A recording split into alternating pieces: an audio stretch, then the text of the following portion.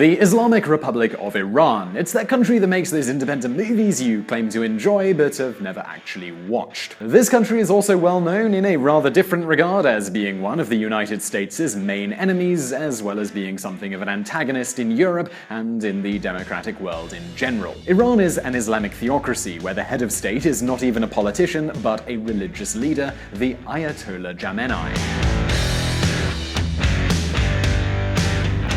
Their legal system is based on sharia law, and torture and executions are pretty common in the country. Oh, and just in case that wasn't enough, the government also funds several terrorist groups all over the world. Importantly, this one, called Hizbollah.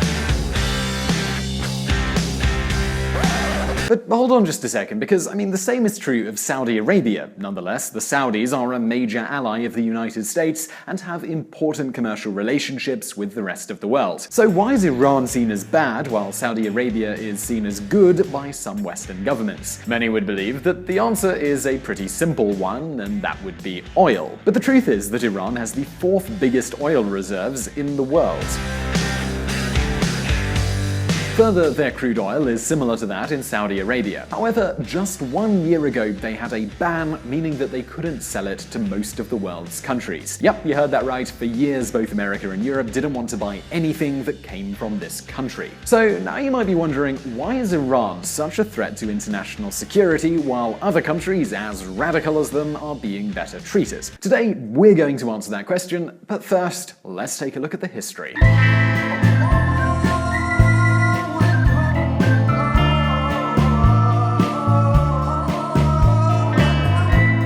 The First Islamic Revolution. Till the 1970s, Iran was one of the most glamorous dictatorships in the world. The so-called Shah from Persia, our friend Mohammad Pahlavi, ruled over the country with an iron fist. At the same time, he and his wife, Farah Diva, were Gossip magazine stars. And yes, I said our friend there because the Shah of Persia was a great ally for the United States as well as the free world in general. As we said a moment ago, Iran holds the fourth largest oil reserves in the world. Plus, they have over 80 million inhabitants and a highly educated population when compared to their neighboring countries. Further, Iran is a crucial spot for controlling the Middle East region. Nonetheless, while the Shah was traveling all across the world enjoying a lifestyle that would make Kanye West look humble, his country was getting ready for a revolution. And so now you might wonder, what sort of revolution might this be? Was it a communist revolution? Or perhaps it was an Islamic one? Well, initially, the Iranian opposition was pretty varied. Unlike Saudi Arabia, Iran, or as it was known before, the Persian Empire, had a long history as well as a sophisticated culture. So, among these opposition groups, you could find pro-Western liberals, Marxists, social democrats, and of course, radical Islamists. The latter just had one key difference compared to the others. They had a leader, the Ayatollah Khamenei. Despite living in exile in Paris, he had great charisma and a reputation among the Iranians. From his pulpit in Paris, Khomeini addressed all of these revolutionaries in Iran, encouraging them to take power with the promise of a new and democratic Iran. An Iran where Marxists, liberals, and Islamists could all live together. And this is how the Islamic Revolution was born.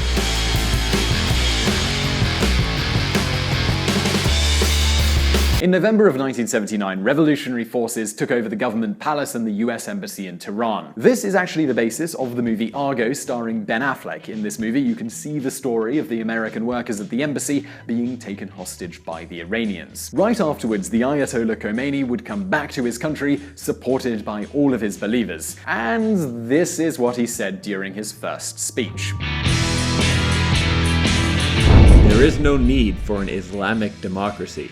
It is enough with Islam. It was, of course, to eliminate the other revolutionary groups that had helped him take power. All of those Western liberals, those Marxists, those social democrats, and even moderate Muslims were excluded from the new Islamic Republic. And of course, the country's relationship with the United States was totally broken. Well, actually, it was only kind of broken. In a way, we could say that America and Iran went from being friends to being it's complicated. Now, on one hand, Khomeini hated the US, but on the other hand, Ronald Reagan, the American president at the time, was selling weapons to the Iranians so they could fight against their neighboring country, Iraq. Remember Saddam Hussein? Well, he was a common enemy for both Khomeini and Uncle Sam.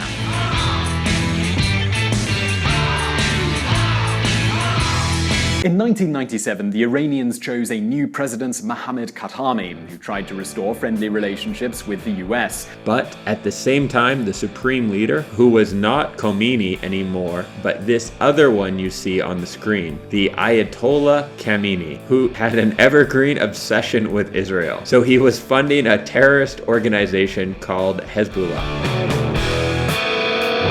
Now, don't forget that in Iran, the ultimate decision maker is not the president, but this religious leader who holds the position of head of state. This said, the American president, Bill Clinton, said he would never befriend a country that doesn't want Israel to exist. Meanwhile, Iran remained a divided country. Despite the majority of their population being okay with a radically Islamic leadership, there is still a big secular movement in the state. Then, in 2005, something happened that would change the fate of Iran forever.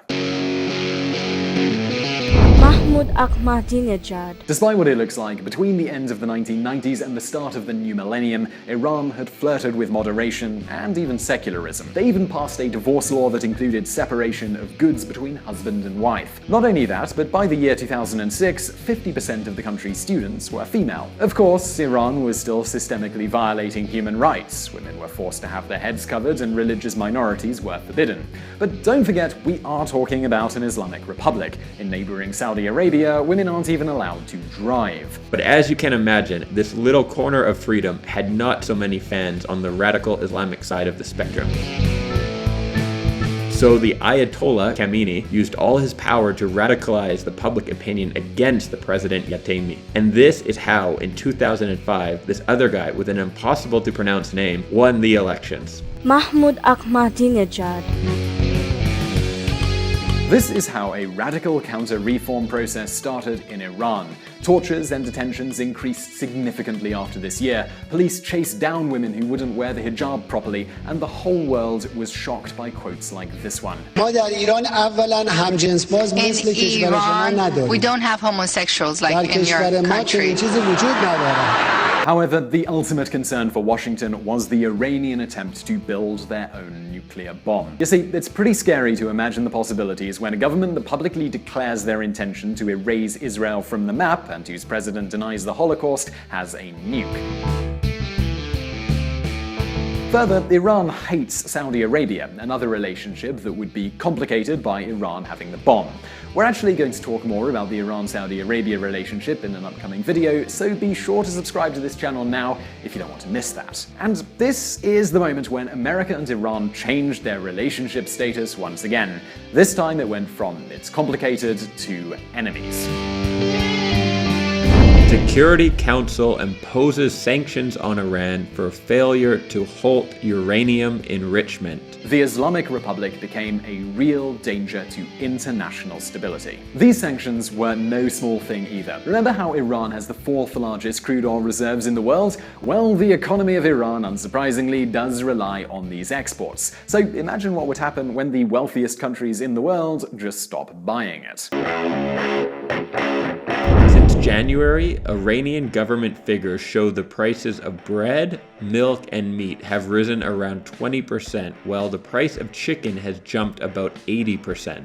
Since January, Iranian government figures show the prices of bread, milk, and meat have risen around 20%, while the price of chicken has jumped about 80%. But do wait for just a second, because oh yes, the best is yet to come. The economic crisis destroyed Ahmadinejad's reputation, and his successor and current president, Hassan Rouhani, came to power under the promise of liberal reforms and better relationships with the West. But this is where things started to get very interesting. The Arab Spring. Iran is a Shia Islamic country. Inside the Muslim world, Shia Islam is a minority. This is one of the reasons why the Iranian Ayatollahs have such a bad relationship with the Sunni clergy in Saudi Arabia.